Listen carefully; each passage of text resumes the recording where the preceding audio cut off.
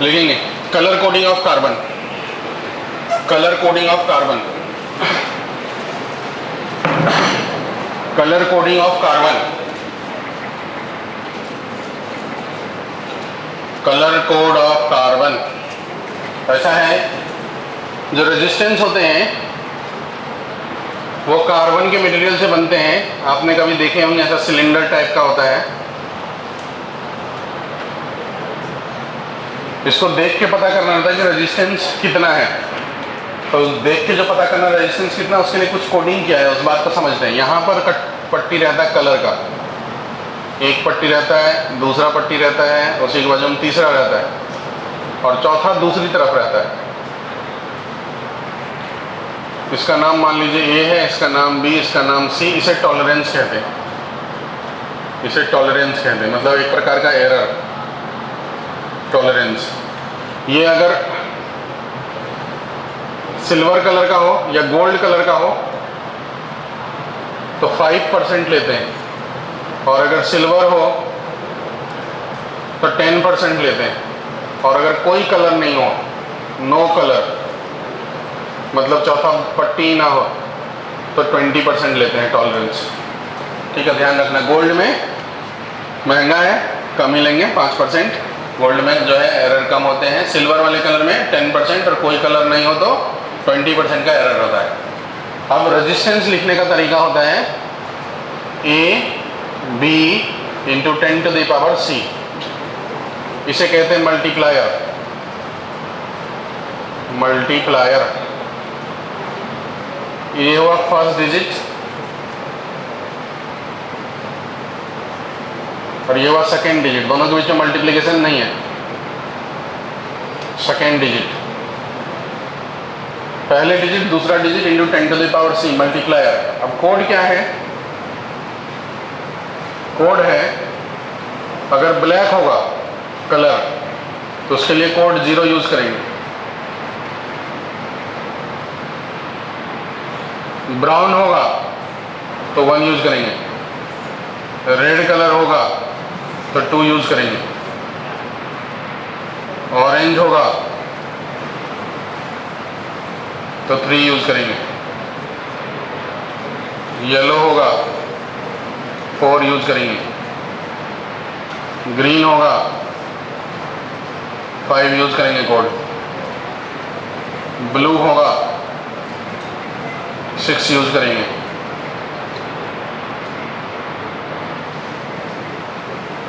Violet होगा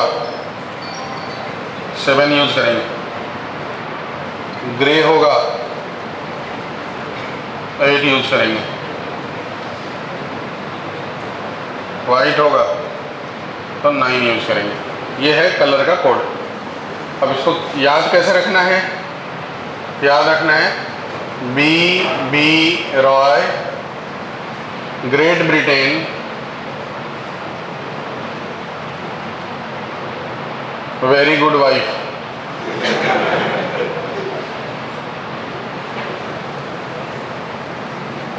ठीक है, B Roy, great Britain, very good wife. बोलो तो एक साथ, फिर से बोलो। लड़कों को कैसे इंटरेस्ट आ रहा है देखो। B Roy, black, brown, Roy, red, orange, yellow, great, green, Britain, blue, very good, white. ठीक है, फिर से दिमाग में बैठाओ।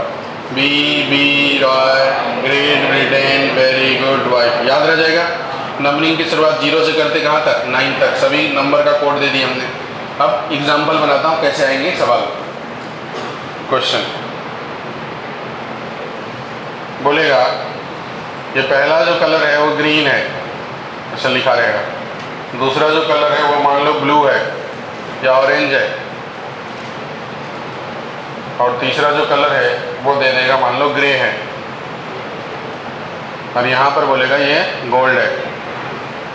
तो रेजिस्टेंस कितना?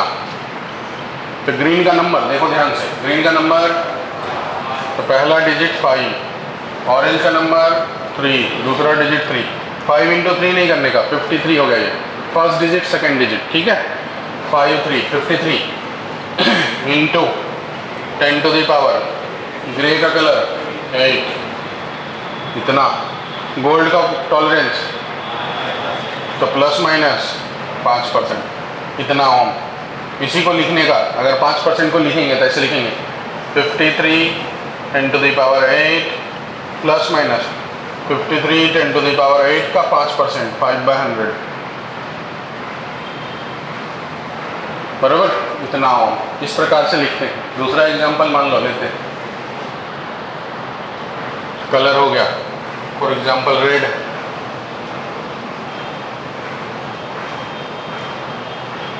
वाइट, ऐसे दे दिया। तीसरा ब्लू, यहाँ दे दिया सिल्वर। तो क्या लेंगे? रेड का नंबर 2, वाइट का नंबर 9, 29 into 10 to the power, blue का नंबर 6 प्लस माइनस 10%, बराबर। एक और ले लेते हैं जिसमें कोई कलर ही ना हो। पहला नंबर वायलेट, दूसरा नंबर मान लो येलो, ऐसा गिवन रहेगा। तीसरा नंबर ग्रे, ग्रे नहीं लेता, ग्रीन, ऐसा है। चौथा कलर नहीं दिया हुआ है तो रेड, रेजिस्टेंस की जगह पे मतलब वायलेट का नंबर 7, येलो का नंबर 4 into 10 to the power, green का नंबर 5, इतना प्लस माइनस 20%, इतना हो। तो बात समझ में आ गया क्या? लिख पाएंगे आप? ये कोड आपको ध्यान रखना है और जो सीक्वेंस में कलर देगा उसका नंबर डाल करके लिख लेना। बस ध्यान रखना, पहला कलर, दूसरा कलर, मतलब फर्स्ट डिजिट और सेकंड डिजिट। मल्टीप्लाई नहीं करना, जैसे 5 और 3 है तो 53 नहीं करना, या ऐड भी नहीं करना, जो है माइनस भी नहीं करना, बस नंबर सजा देना है। पहला डिजिट, दूसरा digit, into 10 to the power, तीसरा डिजिट, बराबर है।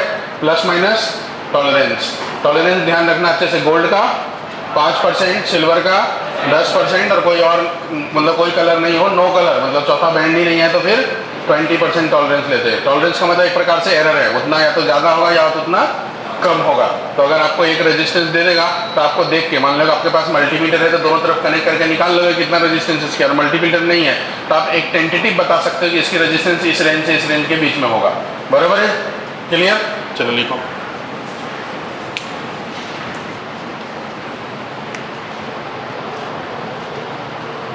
मैं कलर लिख देता हूँ, red, green, grey, silver,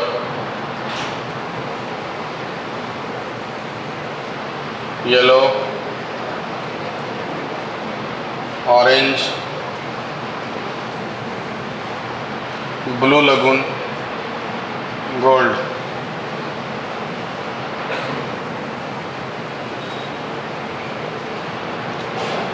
green, black,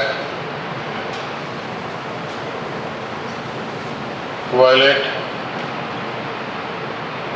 no colour,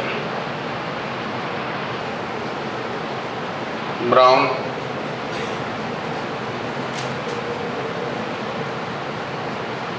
grey,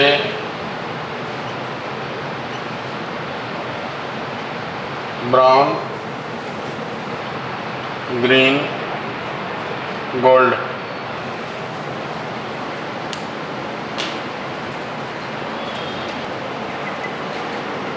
एक दो नोडल एनालिसिस के सवाल कर लेते हैं। कैपेसिटर में करें तो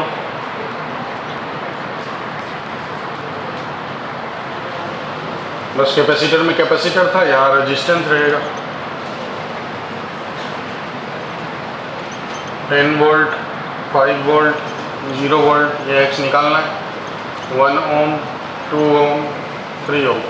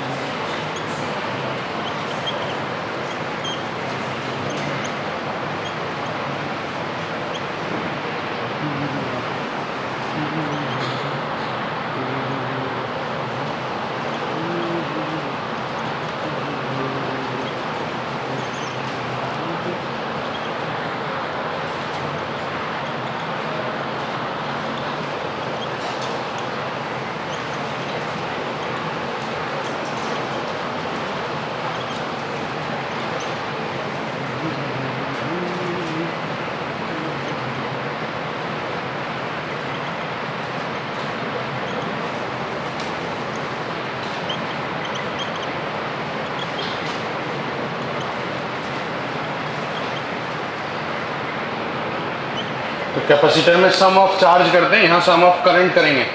करंट होता है वोल्टेज बाय रेजिस्टेंस की वोल्टेज इंटू रेजिस्टेंस।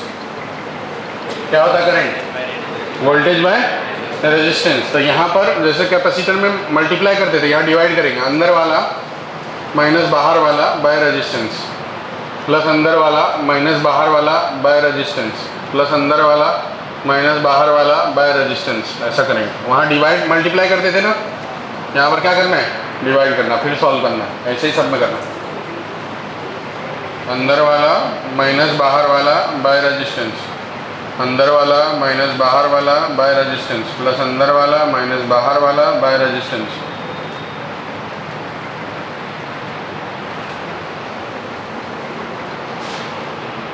अंदर वाला माइनस बाहर वाला बाय रेजिस्टेंस, अंदर वाला माइनस बाहर वाला बाय रेजिस्टेंस, अंदर वाला माइनस बाहर वाला बाय रेजिस्टेंस, प्लस अंदर वाला माइनस बाहर वाला बाय रेजिस्टेंस।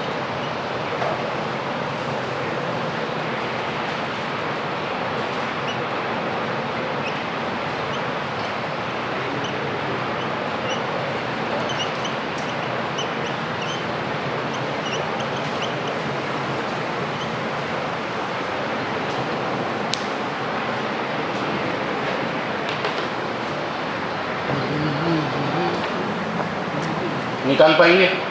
बताओ एक्स क्या है सॉल्व करके इसका। कितना? 25 बाय 35 बाय 11।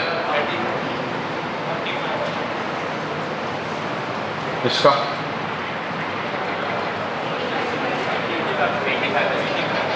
85 बाय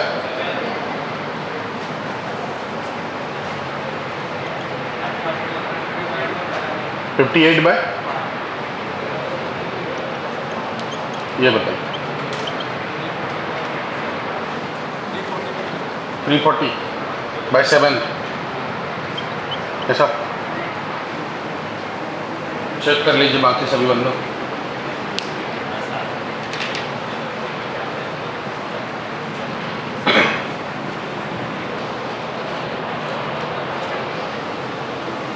देखिए सभी बंदों ध्यान से, किरचॉफ्स के दो लॉ होते हैं।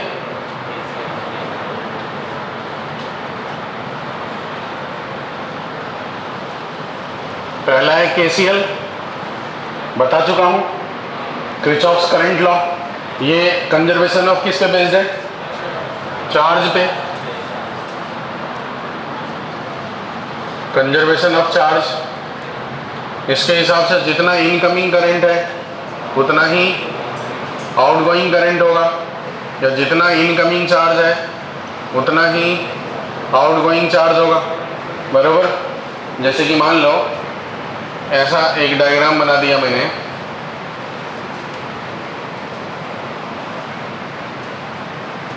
यहाँ से बोला कि 5 एम्पियर करंट आ रहा है, यहाँ बोला कि 2 एम्पियर करंट जा रहा है, यहाँ से बोला कि 0.3 एम्पियर करंट आ रहा है।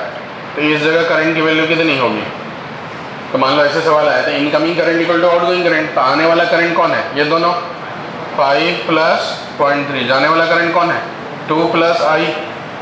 तो यहाँ से आई की वैल्यू आ जाएगा, कितना आ जाएगा बताओ? 3.3 एम्पियर। ऐसा कभी आएगा तो समझ जाएगा आपको, incoming current equal to outgoing current. ये हुआ किरचॉफ्स का पहला लॉ। अभी लिखना मत, समझ लो। दूसरा है Kirchhoff's voltage law. Kirchhoff's voltage law ये कहता है कि किसी भी लूप में घूम जाओ, किसी भी लूप में घूम जाओ, sum of voltage in any loop क्या हो जाएगा? 0। बराबर, यही कहता है। ये कौन से चीजों पे बेस्ड है? कंजर्वेशन ऑफ, बताया हूं, बताओ क्या? एनर्जी लिखाया था ना वहां पे, आपको याद नहीं होगा, भूल गए।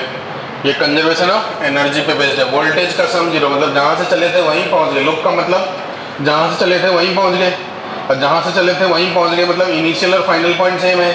इनिशियल पॉइंट का वोल्टेज और फाइनल पॉइंट का वोल्टेज सेम हुआ। तो अगर दोनों का पॉइंट का वोल्टेज सेम हुआ तो दोनों के बीच का डिफरेंस क्या हो गया? 0। तो वर्क डन क्या हो जाएगा? चार्ज इंटू वोल्टेज डिफरेंस, तो वो भी क्या हो जाएगा? 0। तो इसका मतलब एनर्जी क्या हो गया? कंजर्व। कोई वर्क नहीं होगा एक लूप में घूमने के बाद, तो इसलिए एनर्जी क्या कहलाएंगे? कंजर्व। अब इसमें साइन कन्वेंशन यूज होते हैं जो कि बहुत इंपॉर्टेंट है, ध्यान रखना, इसको अच्छे से देखना। सभी लोग एकदम जितनी आपके पास ताकत है आपके दिमाग में वो लगा के देखना। साइन कन्वेंशन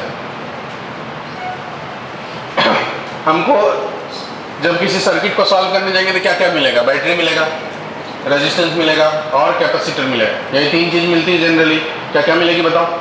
बैटरी, रेजिस्टेंस और कैपेसिटर। अभी तक जितना सर्किट हमने देखे उसमें यही तीन डिवाइस मिलता है। आगे चलकर देखेंगे तो इंडक्टर भी मिलेगा, पर इंडक्टर का कॉन्सेप्ट बाद में आएगा, 2-3 लेसन बाद। तो अभी जितना पता है वो ये है कि कैपेसिटर मिलेगा, रेजिस्टेंस मिलेगा और बैटरी मिलेगी। तो आपको बस ध्यान रखना है कि पहले अगर हम बैटरी की बात करते हैं, बैटरी मतलब सेल, बैटरी की बात करते हैं, तो बैटरी में एक टर्मिनल छोटा होता है और एक टर्मिनल बड़ा होता है। इसके अक्रॉस जो वोल्टेज उसे ईएमएफ कहते हैं। इसके अक्रॉस जो वोल्टेज है जनरली उसे ईएमएफ कहते हैं, इलेक्ट्रोमोटिव फोर्स। मान लो ई लिखा हुआ है, इलेक्ट्रोमोटिव फोर्स, या मान लो वी लिख दिया हमने, इसको वोल्टेज वी है। इसका मतलब इस जगह पोटेंशियल 0, इस जगह पोटेंशियल वी है। ये पॉइंट का नाम ए, इस पॉइंट का नाम बी। किसी सर्किट में घूमने के ड्यूरेशन में हो सकता है कि आप किसी सेल में ए से बी जा रहे हो और किसी सेल में बी से ए जा रहे हो। भैया किसके तरफ ध्यान है? इधर ध्यान दीजिए ना, काट लेंगे नहीं तो। यहाँ से चलो, ऐसे गए रेजिस्टेंस में, ऐसे गए रेजिस्टेंस में, ऐसे गए रेजिस्टेंस में, ऐसे गए बैटरी में। इसका मतलब बैटरी में कहाँ से कहाँ जा रहे हैं हम बताओ? माइनस से प्लस में, छोटे से बड़े में, बराबर है। लेकिन अगर मान लो ऐसा मैंने घुमा, इस जगह से मैंने शुरुआत किया, ऐसे ऐसे आया, ऐसे ऐसे आया, ऐसे ऐसे ऐसे ऐसे बैटरी से ऐसे जाकर के अपनी जगह पे पहुंच गया, तब भी तो लूप कंप्लीट हुआ ना। तो इस रास्ते से जब मैं जा रहा था तब बैटरी में कैसे जा रहा था बताओ? हाई से लो, बड़े से छोटे। तो सर्किट में जब लूप में हम घूमेंगे, किसी भी लूप में घूमेंगे, तो दो ही सिचुएशन बन सकती है, या तो हम छोटे से बड़े जा सकते हैं या फिर हम बड़े से छोटे जा सकते हैं। तो ध्यान रखना है कि अगर हम लोग ए से बी गए, ए से बी गए, ए से बी मतलब छोटे से बड़े, तो गेन, छोटा से बड़ा में जाएंगे तो गेन होगा कि लॉस होगा बताओ? छोटे से बड़े में जाएंगे तो गेन हुआ कि लॉस हुआ? गेन हुआ कि लॉस हुआ? मान लो पहले 0 था, बाद में 10 हो गया, तो गेन हुआ कि लॉस हुआ? गेन हुआ। तो प्लस वी लिखना है, ठीक है। और अगर हमने बी से ए गए, बी से ए गए, इसका मतलब बड़े से छोटा, तो क्या लिखना है? Minus B. जो डिफरेंस है उसी को माइनस साइन के साथ लिखना है, ठीक है। जो डिफरेंस है उसी को क्या लिखना है? माइनस साइन के साथ। तो ये बैटरी का साइन कन्वेंशन हुआ कि बैटरी में दो ही प्रकार की पॉसिबिलिटी होगी, या तो आप छोटे से बड़े जा सकते हैं या फिर बड़े से छोटे जा सकते हैं, बराबर है। तो बड़े से छोटे गए तो माइनस बी और छोटे से बड़े गए तो प्लस बी, ठीक है। मान लो कि यहाँ पर जो है सर्किट है उसमें मैंने 10 वोल्ट यूज किया। अगर मैं इस जगह से इस जगह गया, यहाँ से ऐसे जा रहा हूँ सर्किट में, तो -10 लिखूंगा, और अगर यहाँ से ऐसे गया तो +10 लिखूंगा। छोटे से बड़े तो +10 लिखूंगा, बड़े से छोटे तो -10 लिखूंगा, बराबर। ये समझ गया बैटरी का कन्वेंशन, साइन कन्वेंशन। कोई इशू किसी को नहीं है। अब दूसरा चीज क्या मिल सकती है? दूसरा चीज मिल सकती है रेजिस्टेंस। सर्किट में हमको मिलेगा रेजिस्टेंस। तो जो रेजिस्टेंस मिला, मान लो उसमें करंट ऐसा जा रहा है, ये है रेजिस्टेंस, ये पॉइंट का नाम ए दे दिया, इस पॉइंट का नाम बी दिया। तब किसी रेजिस्टेंस में जब घूमेंगे, मान लो इस रेजिस्टेंस में करंट इधर से इधर जा रहा है, तो हो सकता है कि आप यहाँ से यहाँ जा रहे हो, या हो सकता है आप यहाँ से यहाँ जा रहे हो। रेजिस्टेंस में तो कोई प्लस माइनस होता नहीं है। तो रेजिस्टेंस में जो करंट जा रहा है, तो यहाँ पर दो तरीके से डायरेक्शन तय होगा कि अगर आप in the direction of current जा रहे हैं कि opposite to direction of current जा रहे हैं। यहाँ दो प्रकार के डायरेक्शन तय होंगे कि आप अलोंग करंट जा रहे हो या फिर अपोजिट टू करंट जा रहे हो। अपोजिट टू करंट जा रहे हो, दो ही चीजें पॉसिबल है। अलोंग करंट करने का मतलब इस डायग्राम में ए से कहाँ जा रहे हैं? बी। और अपोजिट टू करंट करने का मतलब बी से कहाँ जा रहे हैं? ए। यही मतलब हुआ। अगर along the direction of current जा रहा है तो आप बताओ करंट किधर से किधर ट्रेवल होता है? हाई वोल्टेज से लो वोल्टेज की लो वोल्टेज से हाई वोल्टेज? हाई से लो की लो से हाई? हाई से लो की लो से हाई? एनर्जी फ्लो हमेशा होती है हाई से, तो करंट भी फ्लो होता है हमेशा high voltage to low voltage. अगर आप along the direction of current जा रहे हैं, इस जैसे डायग्राम में करंट का डायरेक्शन ये है, इसका मतलब ए कहाँ पर है? हाई पे, और बी कहाँ पे है? लो पे। यही मतलब हुआ ना इसका। करंट का डायरेक्शन अगर ये है, इसका मतलब ए का लोकेशन हाई वोल्टेज है और बी का लोकेशन लो वोल्टेज। और अगर आप along the direction of current जा रहे हैं, मतलब ए से बी जा रहे हैं, इसका मतलब हाई से लो जा रहे हैं, तो आपका गेन होगा कि लॉस होगा? क्या होगा बताओ? हाई से लो में जाएंगे तो गेन होगा कि लॉस होगा? लॉस होगा ना। तो लॉस को माइनस साइन से दिखाते हैं। तो यहाँ जो वोल्टेज लिखेंगे वो लिखेंगे minus current into resistance. Ohm's law के हिसाब से रेजिस्टेंस के क्रॉस वोल्टेज कितना होगा? I R. तो माइनस आई आर वोल्टेज लिखेंगे। क्या लिखेंगे? Minus I R. अब अगर opposite to direction of current गए, opposite to direction of current गए, इसका मतलब आप बी से कहाँ जा रहे हैं? ए पे। बी से ए कहने का मतलब लो से हाई। तो इसमें गेन होगा कि लॉस होगा? गेन होगा। होगा ना गेन? तो गेन होगा तो क्या करेंगे? उसे प्लस लिखेंगे। ओम्स के हिसाब से वोल्टेज कितना होता है रेजिस्टेंस के अक्रॉस? कितना होता है? आई आर होता है ना। तो ये क्या लिखेंगे? प्लस आई आर की माइनस आई आर। तो ये हो गया प्लस आई आर, बराबर है। ये हो गया साइन कन्वेंशन रेजिस्टेंस का। तीसरा चीज आता है जो मिलेगा, वो मिलेगा कौन? कैपेसिटर। तीसरा मिलेगा कैपेसिटर। तीन ही प्रकार के साइन कन्वेंशन जो जनरली ध्यान रखना है। कैपेसिटर ऐसे रहते हैं। अब पहले रेजिस्टेंस में देख लो, कई बार सर्किट में कभी कभी ऐसा बना के भी दिया जा सकता है। कैसे बना? अगर करंट का ये डायरेक्शन, इसका मतलब ये साइड हाई है और ये साइड लो है, ऐसा प्लस माइनस भी दिखाया जा सकता है। नहीं भी दिखाया तो चलता है, अपन को पता है कि जिधर से करंट जा रहा है वो साइड हाई होगा, जिधर करंट जा रहा है वो साइड लो होगा, क्योंकि करंट हमेशा हाई से लो फ्लो होगा, बराबर है। क्लियर? कोई दिक्कत नहीं। कैपेसिटर की बात करते हैं। कैपेसिटर में ऐसा है, तो मान लो कि इसके ऊपर प्लस चार्ज है और इसके ऊपर माइनस चार्ज है। इसका मतलब क्या हुआ? चार्ज इधर से इधर फ्लो हो रहा होगा। इसकी कैपेसिटेंस क्या है? सी है। तो ये पॉइंट ए है और ये पॉइंट बी है। तो इस अगर ये साइड प्लस है और इस साइड माइनस है, इसका मतलब ये साइड क्या होगा बताओ? हाई होगा। और ये साइड क्या होगा बताओ? लो होगा। इसमें भी फिर वही दो कंडीशन बनेंगे कि अपन ए से बी जा रहे हैं कि बी से ए जा रहे हैं। अगर हम ए से बी गए, अगर हम ए से बी गए या फिर बी से ए गए, यही दो केस बनेगा। तो बताओ, ए से बी गए तो हाई से लो, तो प्लस लिखूंगा कि माइनस? तो इसमें माइनस, ठीक है। और बी से हाई गए, बी से ए गए तो लो से हाई, क्या लिखूंगा? प्लस। कैपेसिटर के क्रॉस वोल्टेज कितना होता है बताओ? Charge by capacitance, Q by C. तो इसे लिखूंगा माइनस क्यू बाय, और इसे लिखूंगा प्लस क्यू बाय सी। ये इसका साइन कन्वेंशन है। मतलब तीन प्रकार की चीज़ें यूज होने वाली है साइन कन्वेंशन में। एक होने वाला है साइन कन्वेंशन किसका? बैटरी का। दूसरा होने वाला किसका? रेजिस्टेंस का। तीसरा होने वाला किसका? कैपेसिटर का। ये तीन कॉम्बिनेशन अपन को ध्यान रखना है। कैपेसिटर जो होता है, एक चीज़ और ध्यान रखना, कैपेसिटर जो है वो एक्टिव डिवाइस है, एक्टिव डिवाइस है। और ये जो रेजिस्टेंस है ये पैसिव डिवाइस है, पैसिव डिवाइस है। और इसे पैसिव और इसे एक्टिव क्यों कहते हैं? क्योंकि कैपेसिटर, तीन प्रकार के डिवाइस सर्किट में यूज होने वाले हैं, रेजिस्टेंस, कैपेसिटर, एक आगे चल के पढ़ेंगे इंडक्टर। वो चीज जो एनर्जी को अपने अंदर स्टोर रखता है। तो कैपेसिटर अपने अंदर एनर्जी को क्या रखता है? जरूरत पड़ने पे दे सकता है। तो इसलिए वो एक्टिव डिवाइस है, मतलब जरूरत पड़ेगी तो एक्टिव हो जाएगा, आपको एनर्जी दे सकता है, सप्लाई कर सकता है। लेकिन रेजिस्टेंस का काम है हमेशा एनर्जी कंज्यूम करना। वो अपने पास कुछ रखता, जितना उसके पास आया है उसमें से V मतलब हीट लॉस, जूल्स लॉ पढ़े 10th में, I स्क्वायर RT पढ़े ना 10th में, उसके अकॉर्डिंग वो क्या करेगा? अपने अंदर एनर्जी को क्या करेगा? कंज्यूम करेगा। तो रेजिस्टेंस हमेशा एनर्जी कंज्यूम करता है, कभी एनर्जी स्टोर नहीं रखता, इसीलिए उसे पैसिव डिवाइस बोलते हैं। ठीक है, जो डिवाइस एनर्जी अपने अंदर स्टोर रखता है, जरूरत पड़ने पे दे सकता है, उसे कहते हैं एक्टिव डिवाइस। कभी थ्योरेटिकल सवाल आए तो ध्यान रखना। कैपेसिटर एक्टिव डिवाइस हुआ और रेजिस्टेंस पैसिव डिवाइस हुआ। अब मैं इसका एप्लीकेशन करता हूँ कि एक एग्जांपल के माध्यम से। देखो सभी बंदो, ध्यान से अच्छे से देखना। मान लो कि मैंने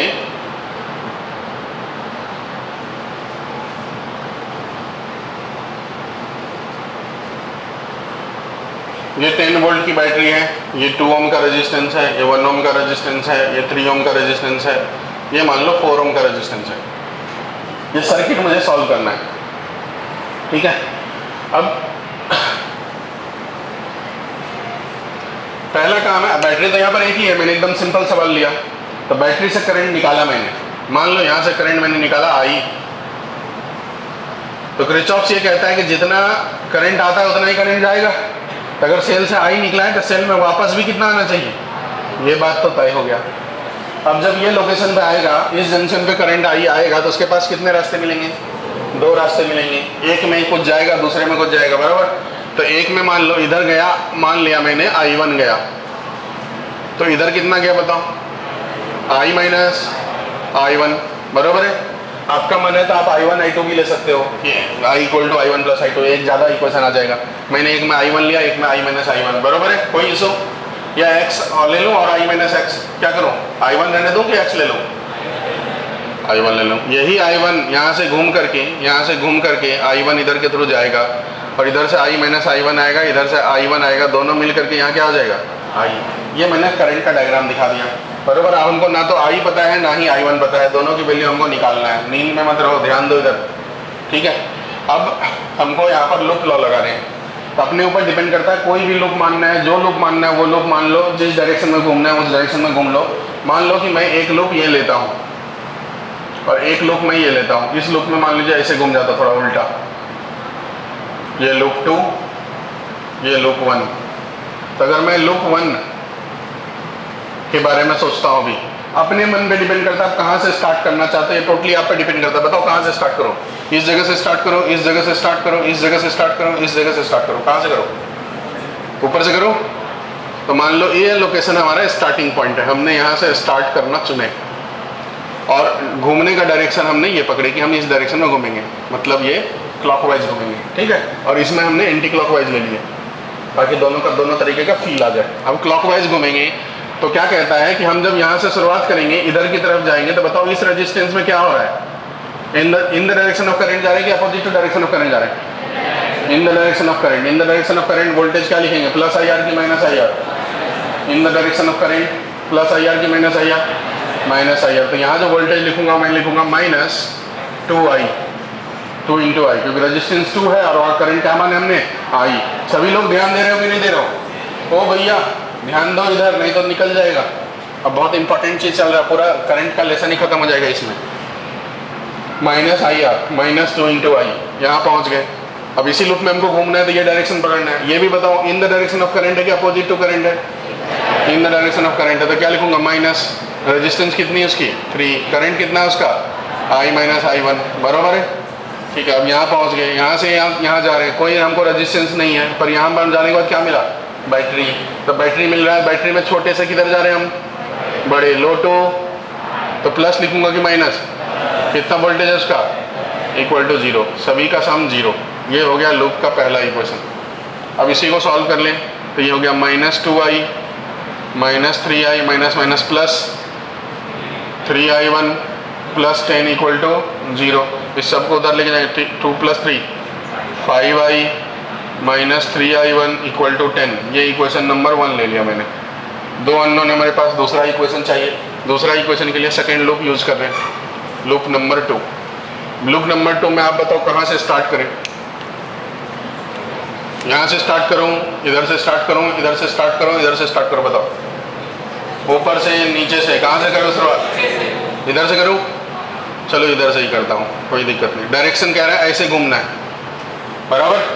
तो यहाँ से मैंने स्टार्ट किया लूप 2 में और ऐसे घूमना है। तो ऐसे घूमना मतलब बताओ अपोजिट टू डायरेक्शन करंट जा रहे हैं, करंट तो इधर डायरेक्शन में, opposite to direction of current जा रहे हैं, opposite to direction of current जाएंगे तो प्लस लिखेंगे माइनस, तो यहाँ लिखेंगे प्लस। कितना करंट है उसमें, I1, कितनी रेजिस्टेंस है उसकी 4, प्लस 4I1, ठीक है। फिर यहाँ से चले, यहाँ से चले, यहाँ से चले, ऐसे जा रहे हैं, बताओ प्लस लिखूंगा कि माइनस, प्लस। कितनी रेजिस्टेंस है उसकी 1 इंटू I1, बराबर है। फिर यहाँ पहुँच गए। अब लूप तो तब कंप्लीट होगा जब स्टार्टिंग पॉइंट पे वापस पहुँचेंगे। तो यहाँ से फिर इस डायरेक्शन में जाएंगे, बताओ कौन से डायरेक्शन में जा रहे हैं, करंट के साथ जा रहे हैं कि करंट के अपोजिट जा रहे हैं, इसमें साथ में जा रहे हैं, तो साथ में जाएंगे तो माइनस लिखेंगे, plus minus 3 into I minus I1, अपनी जगह पहुँच गए। टोटल सम कितना बोलेंगे 0। ये हुआ, आप इसी को सॉल्व करेंगे, देखो 4I1 प्लस I1 कितना होगा, ये 5I1 minus 3I plus 3I1 equal to 0, ऐसा ही हुआ ना। तो देखो 3I1 plus 5I1, 8I1 minus 3I की वैल्यू 0। ये हो गया इक्वेशन नंबर 2। अब 2 और 1 को सॉल्व करो। 1 है वो कितना है, इसको थोड़ा रीअरेंज कर लेता हूँ मैं। 5I minus 3I1 equal to 10 और इधर में minus 3I plus 8I1 equal to 0। इसे सॉल्व करते हैं। क्या करता हूँ मैं, इधर मैं 3 से मल्टीप्लाई कर देता हूँ, इधर मैं 5 से मल्टीप्लाई कर देता हूँ, ऐड कर देता हूँ, ये कैंसिल हो जाएंगे।